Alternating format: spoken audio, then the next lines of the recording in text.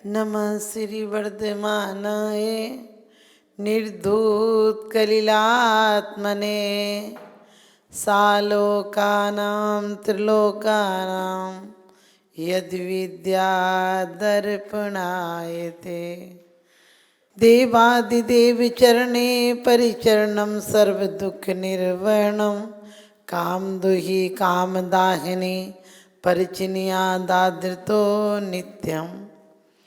कहे पूजा किसे कहते हैं? पूजा है पवित्र करना, फटकारना, झाड़ना, लेकिन भगवान को नहीं झाड़ना। ध्यान रखना, चालना, फटकारना, पूजा करना, आराधना करना, पवित्र करना, ये सब पूजा के नाम है। क्यों? परमात्मा तो पवित्र हो गए। अपन पढ़ते भी तुम तो सहज पवित्र, भगवान आप तो सहज में पवित्र हो, लेकिन मैं अपनी पवित्रता को आप जैसा बनाने के लिए, हमारी मलिन आत्मा है, मलिन। अभी आप लोग बोल रहे थे भगवान से कि दीजिए निवास मोक्ष भूलिए नहीं, कदा वो भूले कि आप भूले हो? अपनी चीज तो रखा नहीं सकते और चोरों को गाली दे रहे हो। आपन लोग कहते हैं संतन दुष्टन देहु निकार, साधुन को रख लीजिए। अरे दुष्ट तुम हो कि कर्म दुष्ट हैं? कर्म बहुत वफादार हैं। कर्म बिना योगों की चपलता के किसी के पास नहीं आते, बिना कसायों के किसी के साथ स्थिति और अनुभाग बंध नहीं बनता है। इसीलिए कहा है पूजा फटकारना क्यों है? जिस प्रकार से अपन फटकते हैं सूपा में तो क्या होता? बेकार बेकार बाहर निकल जाता और काम का भूसा भूसा निकल जाता और गेहूँ गेहूँ रह जाता। चालते हैं तो चलनी क्या करती है? जो छोटी बेकार चीज़ें उन्हें निकाल देती है और सार सार को रख लेती है। पवित्र करना यानी आत्मा को पवित्र करने के लिए आप जैसों की आराधना करना है, जैसा बनना है उसकी आराधना करना पड़ती है। उसका लक्ष्य बनाना वो करना भी नहीं पड़ती है। सबसे बड़ी बात तो है आप बच्चों को प्रेम करते हैं कि प्रेम हो जाता है? हो जाता है, होता है, सहज होता है, प्रेम करना नहीं पड़ता। इसीलिए हमें पूजा करनी पड़े तो पूजा नहीं है,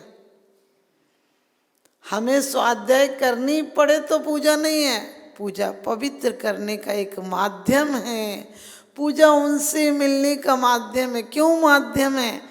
क्योंकि आपको देखकर एक भान होता है कि मेरी भी आत्मा आप जैसी, आप कितने शांत निराकुल शुद्ध होकर बैठे हो। अब आपको कोई द्रव्य कर्म नहीं, भाव कर्म नहीं, नौ कर्म नहीं, 18 दोष नहीं, जन्म नहीं, मरण नहीं, कुछ नहीं। अब तो जितने दोष थे वो सब आपसे कोसों दूर, और अब दोबारा आएंगे भी नहीं। ध्यान रखना, हम लोग ये नहीं कहते भगवान अब चले गए वैकुंठ से, इतने साल बाद इस अवतार रूप में आएंगे।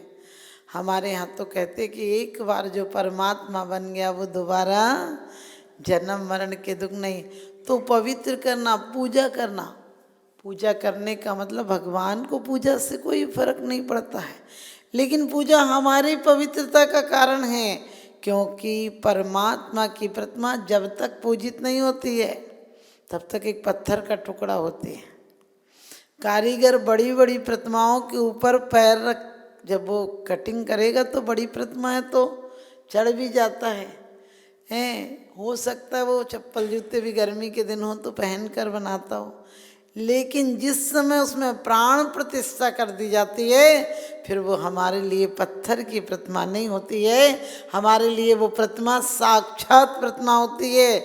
क्योंकि जिस प्रकार से जान निकल जाए तो मुर्दा कहलाता है और जी सांस हो तो इंसान कहलाता है। इसी प्रकार से जब तक प्राण प्रतिष्ठा नहीं हुई थी तब तक वो एक पाषाण का आकार था, लेकिन अब आकार नहीं है।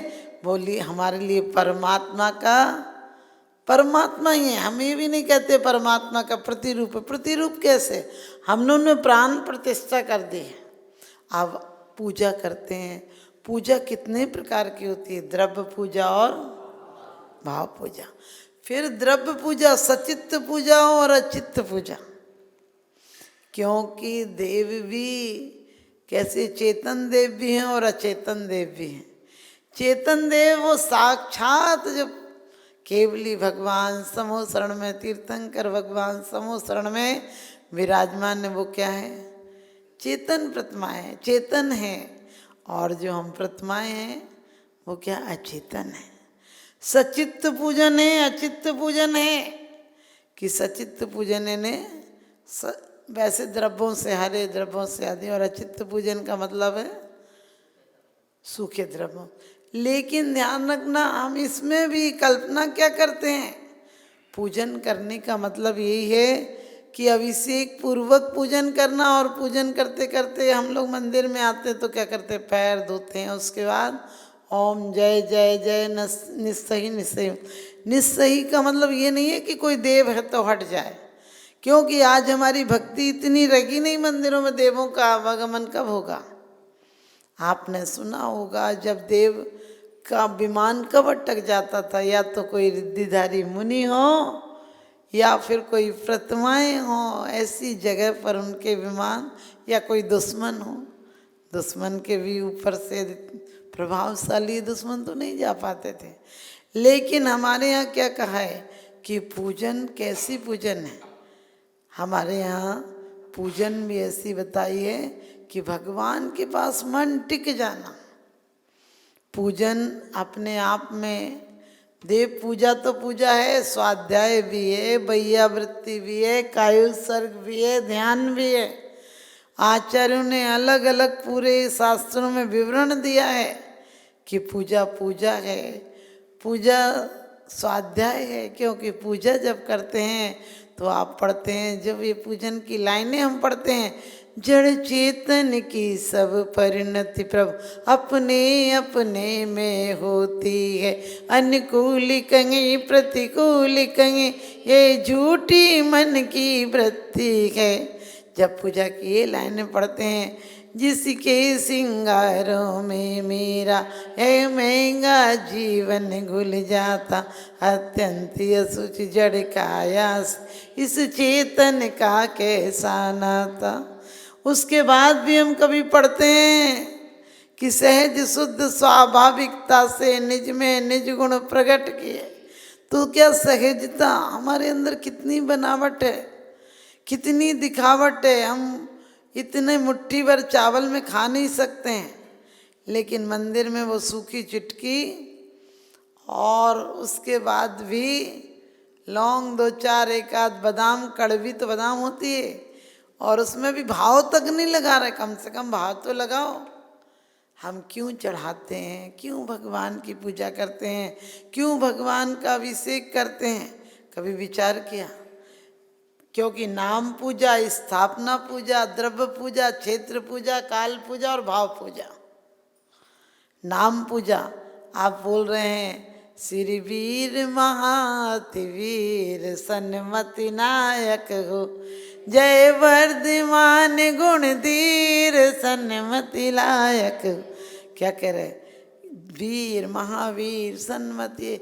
अब आप खुद फीलिंग करो, जब आप बोलते हो वीर महातिवीर सन्मत नायक हो, सन्मत दायक हो, तो कैसे भाव होते हैं?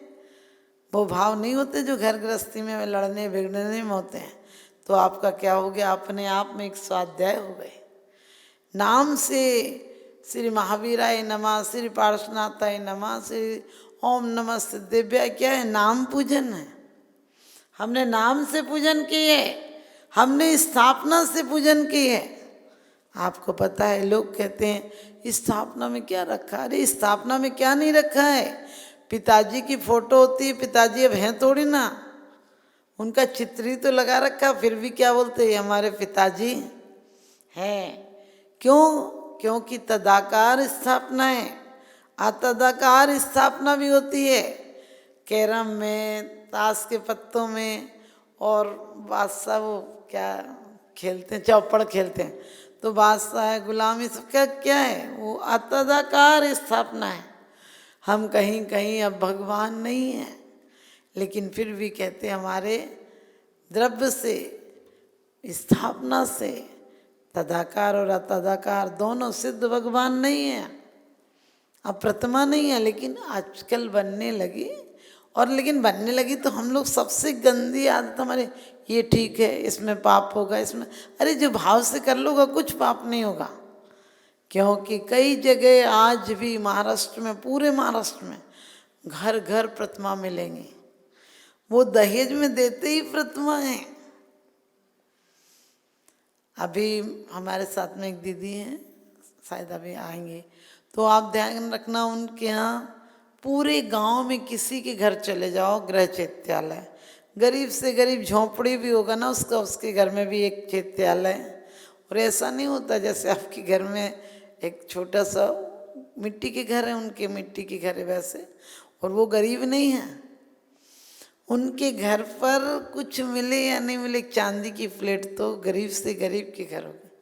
पूछो क्यों, तो कहने लगे पहन के क्या करेंगे, भगवान को चढ़ाएंगे तो कम से कम चांदी सफल तो हो जाएगी। एक घर में तो उनके यहाँ गैस तखत, मन पहले की बात है, जब इधर तो बहुत कुछ फर्नीचर था, उधर कुछ नहीं था, तो हार के टाइम अब उसके हमने सोचा होगा नहीं गरीब के, हम 4-5 घर गए, किसी के घर गैस बोल दें तो ऐसे हो जाए जैसे जुल्म कर दिया, बिल्कुल उल्टे पड़ जाए कि आप गैस का खिलाओगे, आप ऐसा करोगे। बस बर्तन को पूछे ले स्टील का, कहते तो आपको, आप लोगों को पता नहीं, लोहे के धातु में खिलाते हैं गुरु को, क्या वो तो हीन धातु होती है, हम ही नहीं खाते उसमें, आप कैसे खिला दोगे उनको।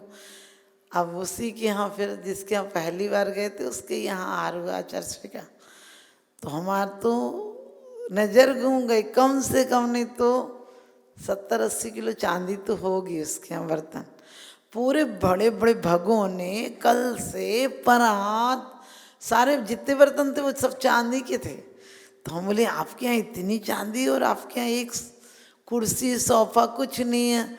उनकी बहू से बोला दीदी हमारे ये सब नहीं रखते हम लोग। बोले हम आज भी रसोई अपनी मिट्टी की रखते हैं, चाहे वो। हमने क्या, तो बोले हमारे यहाँ तो बहुत है ऐसे भी, ये तो आपने यहीं का देखा, हमारा बॉम्बे मकान है, हैदराबाद मकान है, बोले बहुत कुछ है हम लोगों के पास, लेकिन हम लोग नहीं, हमारे घर में देखो आपने देखा चांदी चांदी है, हम खुद भी चांदी में खाते हैं, गुरु आते हैं तो भी चांदी में। तो हमने कि भाभी आप ही लोगों के यहाँ होती होगी, तो बोले हमारे यहाँ दहेज नहीं चलता है। एक तो दहेज नहीं चलता और एक फिर कंडीशन है कि आप लड़की को सिर्फ नाक कान में पहना के भेज सकते हैं। तो बोले कितना भारी पहनाएंगे नाक कान में, और बोले लड़की को सिर्फ एक अंगूठी दे सकते हैं और एक जोड़ी कपड़ा, और बोले लड़की को जो कपड़ा देते हैं वो ही पहन के जाएगी, बाकी अटैची नहीं ले जाएगी। तो बोले फिर हमारा खर्चा नहीं है, फिर हमारे यहाँ जीवनवार जो होती है वो हम लोग खुद बनाते हैं।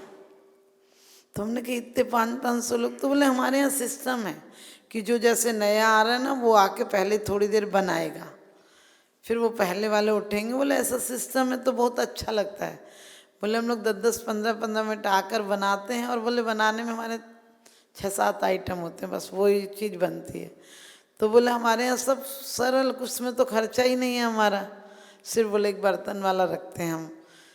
तो बोले हम लोग के घरों में ही, घर की धर्मशालाओं में ही शादी हो जाती है, हुंडा बोलते हैं दहेज को। बोले हमारे यहाँ हुंडा नहीं चलता है, लेकिन प्रथा देखो, लड़की पहले घर में रह के आती है ससुराल में, मैंने जाती हूँ तो मर्यादाशील समाज है, इसी ने 8-8 साल के बच्चे को बहुत कुछ धर्म का ज्ञान है, लेकिन उनके यहाँ ये प्रथा है कि 2-3 दिन लड़की भाभी के साथ, माँ के साथ उसके घर पर रह के आएगी, फिर उसको उनके घर का सब अच्छा लगेगा वातावरण, तो उनके यहाँ पक्का है।